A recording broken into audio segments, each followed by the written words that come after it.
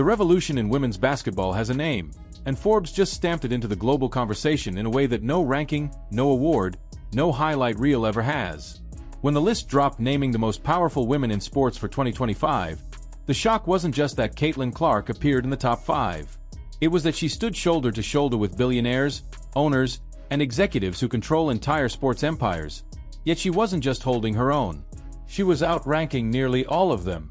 A 23-year-old rookie from Iowa, whose WNBA salary barely covers the cost of a luxury apartment in Indianapolis, is now officially considered one of the most influential figures in the entire sports industry.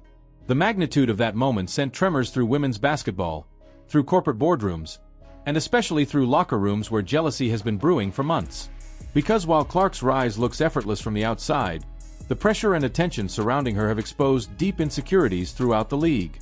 No moment highlighted that more than the immediate reaction from Angel Reese's circle.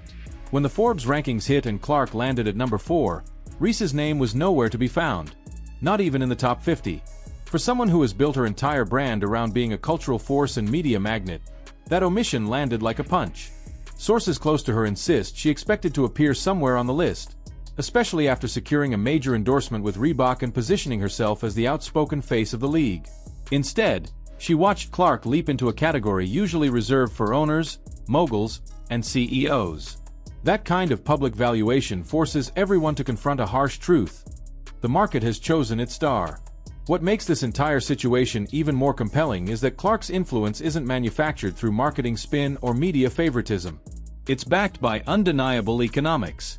When ticket prices collapse by more than half the moment she misses a game, that reveals the true financial heartbeat of the WNBA. When merchandise sales spike every time she steps on the court or even appears in warm-ups, it exposes where fan interest truly lies. Corporations aren't investing in Clark because she's trendy. They're investing because she moves product, drives viewership, and expands audiences in a way women's basketball has never seen. The leaked Nike projections predicting $500 million in revenue from her signature line by 2026 were more than a business estimate. They were a declaration that Clark has become a once-in-a-generation economic engine. Meanwhile, Reese's attempts to capitalize on moments when Clark wasn't playing only highlighted the gap even further. Launching a promotional blitz during All-Star Weekend while Clark was sidelined could have been a strategic masterstroke. Instead, the numbers revealed something uncomfortable. Without Clark, interest evaporated. Viewership plummeted nearly 50%, sponsors expressed frustration, and her own promotional efforts barely made a ripple. It wasn't that fans disliked Reese. It was that the gravitational pull of Clark's star power was impossible to replicate. When Clark returned, everything surged again, proving that the demand wasn't for women's basketball broadly but specifically tied to her presence. The resentment this dynamic has created within the league is now becoming impossible to ignore. Veterans who have spent years fighting for respect and financial stability are watching a young player surpass their lifetime earnings before finishing her second season. Younger players who envision themselves as the next big thing are suddenly forced to reckon with the reality that Clark has monopolized the spotlight. The emotional response ranges from admiration to bitterness, and that tension is spilling into interviews, social media posts, and even locker room behavior. Sports psychologists observing the situation have noted the classic signs of competitive envy, particularly among players who feel overshadowed despite their own accomplishments. Yet through all of this, Clark's demeanor has remained remarkably steady. Her public comments consistently deflect attention toward the league as a whole, her teammates, and the growth of the sport. That humility, whether naturally ingrained or strategically cultivated, only strengthens her appeal.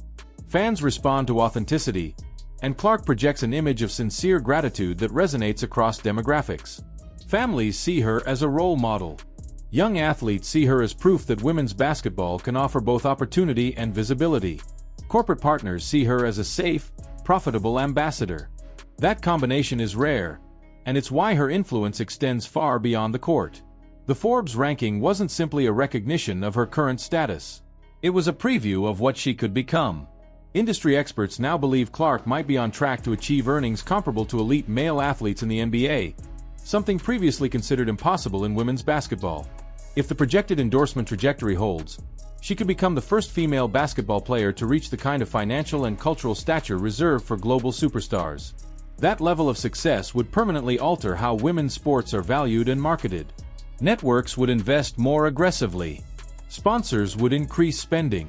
Youth participation would surge, and leagues worldwide would shift their strategies to emulate the model she embodies.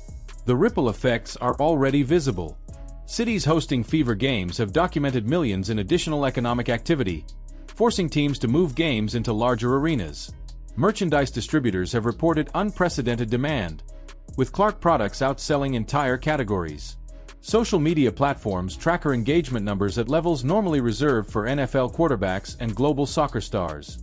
Even the WNBA's new media deal was negotiated with her influence in mind, proving she has reshaped the league's financial foundation before even reaching her athletic prime.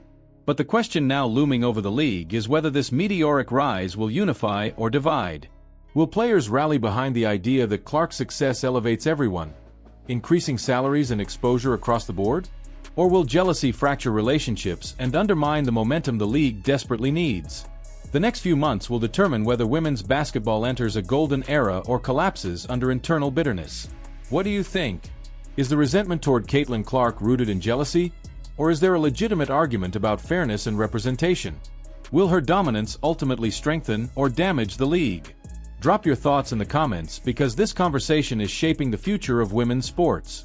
If you're invested in this unfolding drama and want every major update, make sure to like the video, subscribe to the channel, and turn on notifications so you never miss a new chapter.